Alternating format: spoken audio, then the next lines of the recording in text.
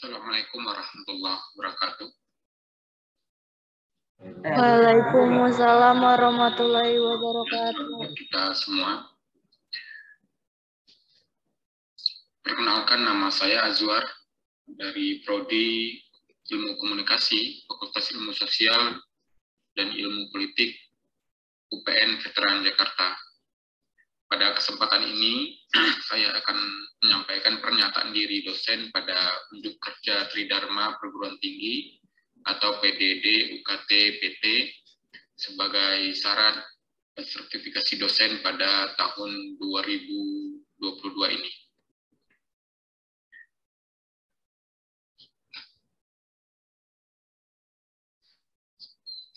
Sebagai pendahuluan Bapak Ibu yang saya hormati, bidang pengajaran yang menjadi fokus saya adalah kajian media dan jurnalistik. Saya mengampu mata kuliah dasar-dasar jurnalistik, dan karena pergantian kurikulum, mata kuliah ini sekarang bernama dasar-dasar jurnalistik dan penyiaran. Kemudian mata kuliah ini berporting ke mata kuliah penulisan berita, jurnalistik sastrawi, manajemen media massa, dan mata kuliah komunikasi massa. Perkuliahan dasar-dasar jurnalistik merupakan mata kuliah wajib di program studi ilmu komunikasi FISIP UPN Veteran Jakarta. Perkuliahan ini dilaksanakan dalam 16 kali pertemuan, di antaranya termasuk ujian tengah semester dan ujian akhir semester. Saya akan menyampaikan deskripsi mata kuliah dasar-dasar jurnalistik dan penyiaran. Mata kuliah ini dimaksudkan untuk membekali mahasiswa dengan pengetahuan teoritis dan keterampilan aplikatif tentang berbagai aspek dalam dasar-dasar jurnalistik dan penyiaran. Melalui kegiatan perkuliahan tatap muka, responsi, dan pemberian tugas, mahasiswa diharapkan mampu menguasai konsep-konsep teoritis yang dipelajari dalam mata kuliah ini. Capaian pembelajaran pertama tentang penguasaan pengetahuan, mahasiswa diharapkan menguasai keterampilan komunikasi antar pribadi dalam menjalin hubungan dengan sumber berita. Kemudian mahasiswa memiliki kemampuan mewawancarai, menulis, mengedit, mendesain, dan memproduksi berita untuk media cetak, media elektronik, maupun media online. Selanjutnya, mahasiswa diharapkan memiliki kesadaran dan kemampuan dalam menggunakan teknologi komunikasi, informasi, fotografi, dan videografi untuk mengoptimalkan praktek-praktek jurnalistik. Sementara itu, keterampilan yang pertama keterampilan khusus yang diberikan dalam perkuliahan ini adalah yang pertama, mahasiswa mampu mengidentifikasi dan membela kepentingan nasional Indonesia serta memahami posisinya terkait keseimbangan pemberitaan di media nasional dan internasional. Kemudian mampu menggunakan keterampilan komunikasi dengan kearifan lokal untuk membangun hubungan dengan komunitas, pemerintah, dan publik eksternal. Selanjutnya, keterampilan khusus yang diberikan kepada mahasiswa yaitu mahasiswa mampu memiliki kemampuan di bidang jurnalistik yang berbasis budaya dan kepribadian Indonesia. Sementara itu, keterampilan umum yang diberikan oleh mata kuliah ini adalah mahasiswa mampu berpikir logis, kritis, sistematis, dan inovatif dalam konteks penerapan ilmu pengetahuan dan teknologi untuk memajukan kesejahteraan bangsa dan negara Indonesia. Capaian mata kuliah yang pertama, mahasiswa menguasai teori, konsep, dan berbagai aspek penting dalam dasar-dasar jurnalistik dan penyiaran. Kedua, mampu berpikir logis, kritis, sistematis, dan inovatif dalam konteks dasar-dasar jurnalistik dan penyiaran, serta penerapan ilmu pengetahuan dan teknologi untuk memajukan kesejahteraan bangsa dan negara. Selanjutnya, mampu menerapkan teknik-teknik jurnalistik dan penyiaran, serta dapat membuat tulisan pada dasar-dasar jurnalistik dan penyiaran. Terakhir, capaian mata kuliah adalah yaitu mampu mengambil keputusan secara tepat dalam konteks penyelesaian masalah terkait dasar-dasar jurnalistik dan penyiaran yang menyangkut kepentingan publik. Bapak Ibu yang saya hormati, dasar-dasar jurnalistik dan penyiaran ini secara garis besar saya kelompokkan menjadi 4 kelompok besar yang saya sebut dengan 4 pilar jurnalistik.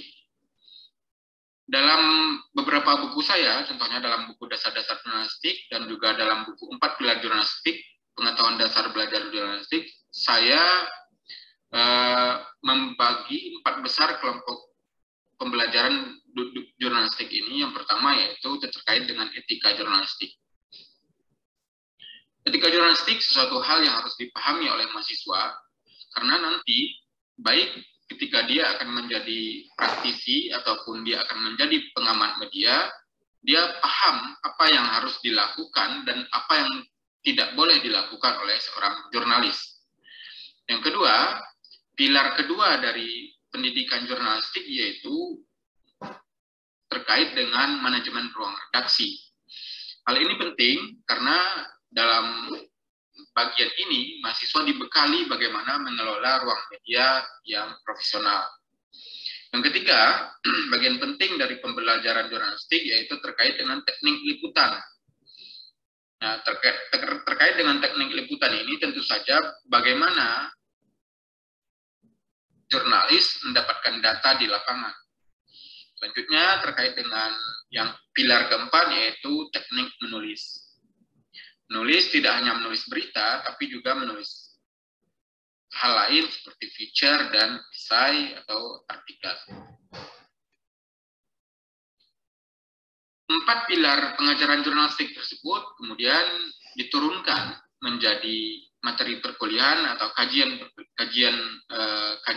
kajian, yaitu yang pertama pengertian pers dan jurnalistik, kemudian organisasi penerbitan pers, berita, news, kemudian proses menghimpun berita, kendala menghimpun berita, kemudian wartawan sebagai profesional, kemudian menulis dan gaya kepenulisan berita, kemudian gaya kepenulisan berita berpidato, kemudian menulis berita pertemuan dan wawancara, feature dan berita human interest, kemudian reportase interpretatif, kemudian reportase investigatif, dan teknologi di ruang redaksi. Metode pembelajaran yang saya terapkan dalam mata kuliah dasar-dasar jurnalistik dan penyiaran ini yang pertama adalah metode ceramah dan diskusi. Pada bagian ini merupakan proses penyampaian materi dari dosen kepada mahasiswa. Selain itu juga proses interaksi antar dosen dan mahasiswa melalui diskusi. Diskusi tidak hanya antar dosen dan mahasiswa, tapi juga antar peserta kuliah lainnya, yaitu antara mahasiswa dengan mahasiswa. Kemudian selanjutnya juga ada proses penugasan. Jadi selain pemberian materi, kemudian interaksi, juga ada penugasan kepada mahasiswa. Penugasan ini tujuannya untuk memperdalam teori yang sudah diberikan. Kemudian juga tugas berupa proyek, baik individu maupun kelompok untuk mengaplikasikan teori. Jadi ini adalah selain penyerapan teori, juga bagaimana aplikasi dari praktik-praktik jurnalistik yang sudah diajarkan. Kemudian perkuliahan ini juga menerapkan responsi, yaitu proses mentoring atas proyek-proyek mahasiswa. Jadi pada waktu-waktu tertentu saya mengevaluasi, saya melihat bagaimana perencanaan yang dilakukan oleh mahasiswa, kemudian bagaimana pelaksanaannya di lapangan, dan mengevaluasinya dengan bersama-sama bersama mahasiswa. Proses pembelajaran idealnya perkuliahan ini dilakukan dengan tatap muka, ya. Kemudian tatap muka bisa menggunakan media sinkronus ataupun asinkronus. Bahan-bahan perkuliahan yang bisa saya bagikan kepada mahasiswa adalah yang pertama modul. Modul didesain sendiri untuk bisa mencapai tujuan perkuliahan yang agar efektif. Kemudian buku referensi. Buku referensi saya memberikan judul-judul referensi kepada mahasiswa, terutama buku-buku karangan saya terkait dengan jurnalistik. Hal ini tentu tidak menutup kemungkinan mahasiswa bisa mengakses buku-buku lain yang ditulis oleh orang lain yang relevan dengan perkuliahan. Kemudian bahan perkuliahan yang lainnya adalah video pembelajaran yang saya upload di YouTube yang bisa diakses oleh mahasiswa terkait dengan materi perkuliahan. Selain itu juga video yang diberikan oleh orang lain yang bisa diakses oleh mahasiswa yang relevan dengan materi yang dibahas saat itu. Selanjutnya, Materi perkuliahan yaitu dalam bentuk PPT materi kuliah yang merupakan garis besar presentasi perkuliahan. Terakhir, bahan perkuliahan yang bisa diakses oleh mahasiswa yaitu contoh-contoh produk jurnalistik, baik jurnalistik cetak, jurnalistik online, dan jurnalistik elektronik, baik TV ataupun radio. Metode penilaian, saya menerapkan 4 bagian. Yang pertama yaitu ujian tengah semester dengan bobot nilai 30%, kemudian ujian akhir semester dengan bobot nilai 30%, dan tugas individu dan baik individu maupun kelompok yaitu 30%.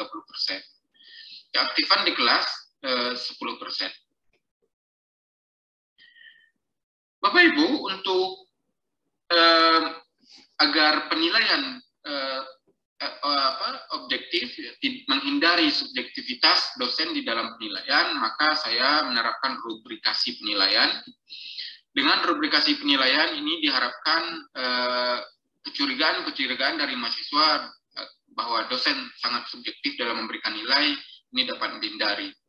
Jadi agar dapat mencapai target-target tertentu, mahasiswa bisa melihat mahasiswa bisa melihat rubrikasi penilaian ini. Demikian paparan saya.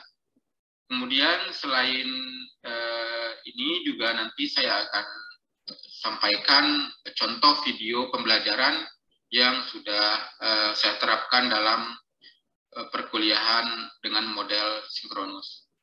Terima kasih sekali lagi atas perhatiannya. Assalamualaikum warahmatullahi wabarakatuh.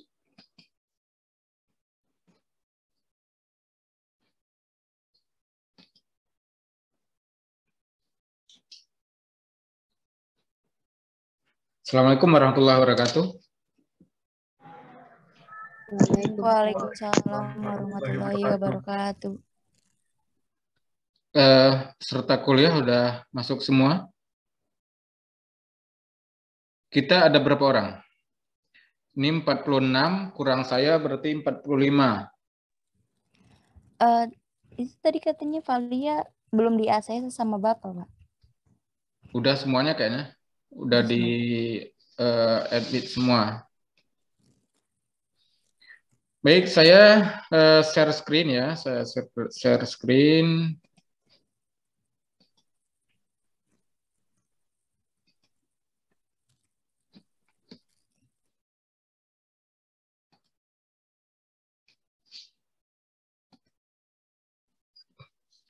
Baik, saudara, pada hari ini kita akan masuk pada materi dasar-dasar jurnalistik dan penyiaran.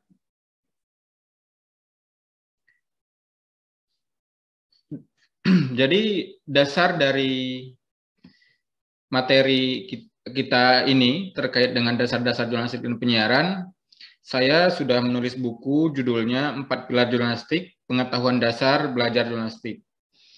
Buku ini diterbitkan oleh Prenanda Media Group dan sejak tahun 2018 dan sampai sekarang Anda masih bisa mencarinya di toko-toko buku terdekat ataupun langsung ke penerbit.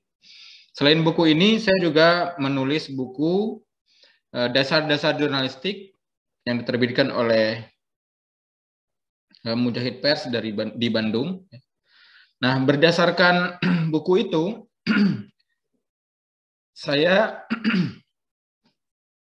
saya membagi 4 pilar pendidikan jurnalistik yang penting dipahami oleh mahasiswa. 4 pilar pendidikan jurnalistik itu, yang pertama adalah terkait dengan kode atau etika jurnalistik atau terkait dengan regulasi-regulasi yang ada di dunia jurnalistik. Yang kedua, pilar kedua yang penting dipahami oleh mahasiswa dalam pembelajaran jurnalistik adalah manajemen ruang redaksi. Yang ketiga, teknik liputan. Yang keempat, teknik kepenulisan. Nah, saudara, dalam mata kuliah dasar-dasar jurnalistik, semua hal ini penting dipahami oleh mahasiswa agar tercapainya tujuan pembelajaran. Kita lihat satu persatu. Etika atau code of conduct ini berkaitan dengan sebuah sistem tentang prinsip-prinsip moral. Ya. Kemudian etika juga terkait dengan tata aturan yang diakui dan dihargai oleh sekumpulan perilaku manusia atau kelompok tertentu atau budaya tertentu. Saya beberapa kali memberikan contoh kepada mahasiswa sebagai profesi, ya, sebagai sebuah profesi, jurnalis itu memiliki etika yang berlaku di lingkungan jurnalis. Sama halnya dengan profesi sebagai guru. Guru memiliki kode etik sebagai guru, dokter memiliki kode etik sebagai dokter, makanya jurnalis sebagai profesi profesional, maka dia juga memiliki sebuah kode etik. Nah, kode etik jurnalistik ini setidaknya merujuk pada apa yang disampaikan, contohnya Bill Kovac dan Tom Rosenstiel, ya. Saudara nanti bisa lihat bukunya di perpustakaan, judulnya 9 Elemen Jurnalistik. Nah, menurut Bill Kovac dan Tom Rosenstiel, ada 9 hal yang mendasar yang harus dimiliki oleh seorang jurnalis, atau menjadi elemen dasar jurnalistik. Yang pertama, kewajiban jurnalis adalah kepada kebenaran. Jadi, saudara, kewajiban jurnalis itu bukan pada pemilik medianya, bukan pada pemerintah, apalagi pada pihak-pihak sponsor. Tapi kewajiban jurnalis adalah kepada kebenaran. Yang kedua, loyalitas jurnalis kepada masyarakat. Saudara-saudara bisa mengamati bagaimana media sekarang, loyalitas media kepada siapa? Nah, kalau ada media yang loyalitasnya atau pengabdiannya kepada pemilik media, kepada penguasa, nah itu menurut Tom Rosenstiel sudah menyalahi elemen dasar jurnalis, seorang jurnalis. Kemudian elemen selanjutnya, intisari dari jurnalistik itu adalah verifikasi. Verifikasi artinya Anda tidak menyebarkan informasi berdasarkan informasi sepihak saja, tapi saudara sebagai jurnalis harus memverifikasinya kepada pihak-pihak yang berkaitan. Maka di dunia jurnalistik dikenal dengan contohnya cover both side. Ya. Jadi kalau ada informasi, makanya di beberapa pemberitaan yang bagus itu selalu menampilkan informan atau narasumber yang berbeda. Kemudian, singkat saja, elemen selanjutnya adalah jurnalistik itu merupakan pemantau kekuasaan. Jadi dialah yang menjadi pemantau bagaimana tindakan-tindakan yang dilakukan oleh penguasa. Makanya, media atau media massa itu juga dikenal sebagai pilar keempat demokrasi. Jadi, kenapa itu? Karena dia berlaku untuk memantau kekuasaan, memantau eksekutif, memantau yudikatif, ataupun memantau legislatif. Kemudian, elemen selanjutnya, jurnalis itu mengikuti nuraninya dalam menyampaikan informasi. Nurani manusia itu tidak selalu salah, hanya saja kadang-kadang kita sebagai manusia sering mengingkari nurani tersebut, termasuk dalam pelaporan atau menuliskan informasi-informasi kepada masyarakat. Jurnalis harus independen terhadap sumber berita. Jadi, jurnalis tidak terpengaruh oleh siapapun sumber beritanya. Bahkan penguasa atau bahkan presiden sekalipun, jurnalis tidak boleh terpengaruh oleh sumber berita. Dia harus independen. Kemudian, jurnalistik itu menyediakan forum kritik dan dukungan dari masyarakat. Ini yang kemudian juga dikenal sebagai jurnalisme warga. Contohnya di beberapa media memberikan kolom ruang pembaca contohnya.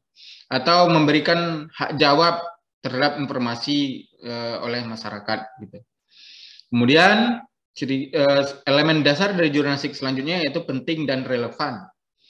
Jadi yang Anda tulis itu adalah sesuatu yang penting untuk masyarakat dan relevan dengan kehidupan saudara-saudara atau kehidupan kita sebagai masyarakat.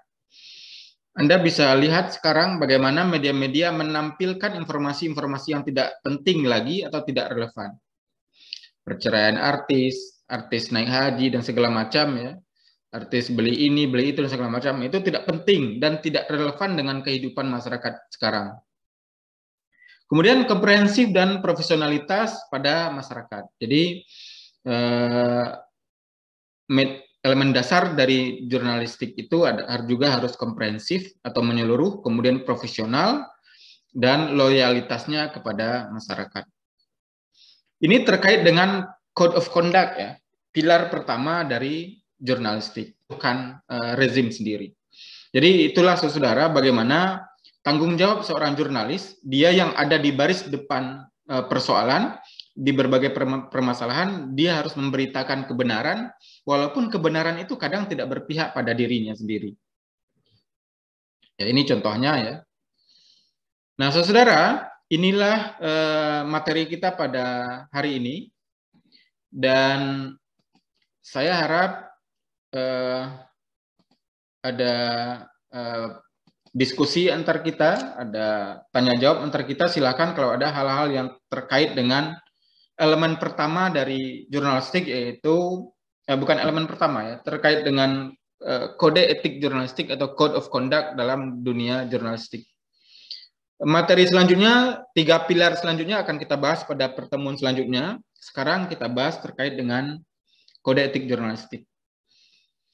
Silakan kalau ada pertanyaan, 1-2 orang buka mic-nya, buka aktifkan mic-nya dan buka videonya.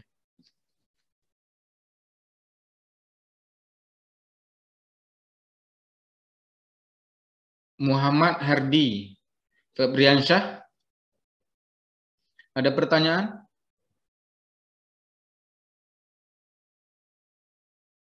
Belum, Pak. Baik. Fazarul Pratama, silakan kalau ada pertanyaan, Fazarul. Ya, Pak. Baik, saya ingin bertanya, dari 9 elemen yang tadi disebutkan yang ada di PPT, apakah di negara kita, negara Indonesia ini, semua elemen itu sudah tercapai apa belum, Pak? Baik. Terima kasih, Fazarul, atas pertanyaannya. Kalau 9 elemen jurnalistik tersebut diterapkan di Indonesia ataupun di daerah manapun, maka dunia ini akan damai, Fazarul. Tidak seperti yang Anda saksikan sekarang. Nah, kalau pertanyaan Fazarul tadi, apakah di Indonesia ke-9 elemen tersebut sudah diterapkan oleh dunia, oleh industri media kita? Tentu jawabannya belum. Ya, ada hal-hal yang sangat penting ya. Contohnya sangat berat bagi pemilik media. Bagaimana kalau dalam elemen dasar jurnalistik itu seperti yang disampaikan oleh Bill Kovac dan Tom Rosenstiel bahwa loyalitas utama jurnalis itu kepada masyarakat. Anda yakin bisa dilakukan seperti itu? Yang lain ada yang bisa menjawab? Loyalitas utama jurnalis pada masyarakat. Ini adalah suatu hal yang berat. Saya pernah jadi wartawan, dan Anda bayangkan saja, mungkin selagi jadi mahasiswa, ini bisa sangat, Anda bisa masih berpegang pada idealisme Anda sebagai seorang mahasiswa. Kenapa? Karena Anda belum punya tanggungan besar, Anda masih hidup sendirian, masih bujangan. Ini yang terjadi pada jurnalis-jurnalis muda. Sementara jurnalis-jurnalis yang sudah punya keluarga, mereka akan berpikir, mempertahankan pekerjaan itu lebih penting daripada mempertahankan idealismenya. Akhirnya apa? Akhirnya media atau jurnalis-jurnalis lebih memilih mengorbankan masyarakat daripada tidak mengikuti aturan atau arahan dari pemilik media. Anda bisa lihat sekarang bagaimana pemilik-pemilik media di Indonesia atau bagaimana media-media di Indonesia itu dimiliki oleh politisi contohnya. Jadi sangat riskan kalau dia contohnya memuat berita-berita yang bertentangan dengan kepentingan pemiliknya. Tantangannya apa? Dia dipecat dari pekerjaannya, kemudian kehilangan pekerjaan, jadi pengangguran begitu. Nah, itu lebih menakutkan daripada mempertahankan idealisme itu. Jadi dari satu sisi itu saja sudah berat, Fazarul, apalagi dari sisi-sisi yang lainnya. Atau yang lain boleh berkomentar, atau Fazarul Anda bisa berkomentar kembali? Berarti di Indonesia ini masih berat ya, satu elemen aja belum bisa, apalagi ke-9 elemennya ya. Satu saja bisa, belum bisa, apalagi yang lain ya, yang lain. Iya. Tapi sebenarnya hal-hal yang sederhana bisa dilakukan ya, walaupun tidak sempurna semuanya. Contohnya, intisari dari berita dari jurnalistik itu adalah apa? Verifikasi, ya kan? Nah, coba Anda lihat sekarang, Anda pelajari media-media berita-berita yang dimuat di berbagai media, itu kadang-kadang hanya memuat satu informan saja, ya kan? Bahkan tidak memuat orang yang dibicarakannya, bahkan tidak mewawancarai orang yang dibicarakannya. Maka itu sudah melanggar 9 elemen jurnalistik tersebut, dan tentu saja ini bertentangan dengan kode etik seorang jurnalis. Tadi ada yang raise hand lagi, siapa? Nikita tadi. Nikita Salsabila, silakan. Fazarul cukup ya? Oh Pak, terima kasih. Baik, Nikita, silakan. Kan ke jurnalistik itu kan ada kode etiknya ya Pak. Nah, bisa dilihat pada zaman sekarang itu tentunya banyak jurnalis-jurnalis yang melanggar kode etik tersebut. Nah, apakah ada hukuman dari pelanggaran tersebut gitu Pak? Soalnya kayak banyak banget gitu loh pelanggaran-pelanggaran. Ya, ini menjadi persoalan yang tidak gampang untuk diselesaikan, Nikita, dan juga Anda semua tentunya. Termasuk persoalan yang saya juga membahasakan persoalan pembelajaran atau pembelajaran jurnalistik itu sendiri. Orang untuk jadi dokter kan harus kuliah kedokteran dulu. Orang untuk jadi teknisi gitu dia harus kuliah di teknik gitu. Nah, sementara untuk menjadi jurnalis itu sekarang kan tidak seketat jadi profesi lainnya. Jadi guru, untuk jadi guru Anda harus jadi apa? Untuk jadi guru Anda bisa kuliah di dakwah. Sekarang nggak bisa kan? Karena Anda harus kuliah di sebagai sarjana pendidikan, kemudian Anda punya syarat-syarat sebagai pendidik. Nah, sementara untuk jadi jurnalis itu siapa saja bisa. Cukup bisa menulis, bisa mewawancarai orang, kemudian ada ribuan media sekarang, bahkan dengan maraknya media online Anda bisa mendapatkan kartu pers sebagai seorang jurnalis. Padahal Anda tidak memiliki kapasitas untuk menjadi jurnalis itu. Jadi ini persoalan tidak gampang. Nah, dan untuk menghukum dengan ini juga cukup berat, pengawasannya cukup berat. Di Dewan Pers dan di lembaga-lembaga lain juga cukup berat. Jadi ini menjadi pemikiran kita bersama. Anda sebagai akademisi bertanggung jawab untuk menuntaskan ini. Ya, jangan sebagai mahasiswa jurnalistik justru Anda sendiri yang memperburuk kondisi media di Indonesia. Justru Anda lah tulang punggung bagi media untuk memperbaiki kondisi yang ada sekarang ini. Begitu, Salsabila? Pasti ada ya, tapi ini kan sudah menjadi barang langka di dunia jurnalistik Indonesia sekarang. Gitu ya, di Setia. Baik, saudara, karena waktu yang membatasi kita, pertemuan kita pada hari ini kita cukupkan sampai di sini. Dan saya minta saudara-saudara untuk minggu depan membuat tugas liputan terkait dengan verifikasi yang menjadi salah satu elemen jurnalistik. Saya ingin Anda membuat berita yang di dalamnya Anda bisa memverifikasi fenomena yang terjadi dengan baik. Anda bisa menerapkan praktik cover both side dengan baik. Praktik cover both side itu artinya Anda bisa mewawancarai berbagai informan terkait dengan kasus-kasus yang terjadi. Anda bisa kerjakan dengan kelompok, kemudian tugasnya kita bahas di kelas di minggu depan. Baik, sekali lagi terima kasih atas perhatian Anda. Kita akhiri pertemuan ini. Wabillahi taufiq wal hidayah. Assalamualaikum warahmatullahi wabarakatuh. Waalaikumsalam. Waalaikumsalam warahmatullahi wabarakatuh. Terima kasih Pak. Warahmatullahi wabarakatuh. Terima kasih Pak. Terima kasih Pak. Terima kasih, Pak.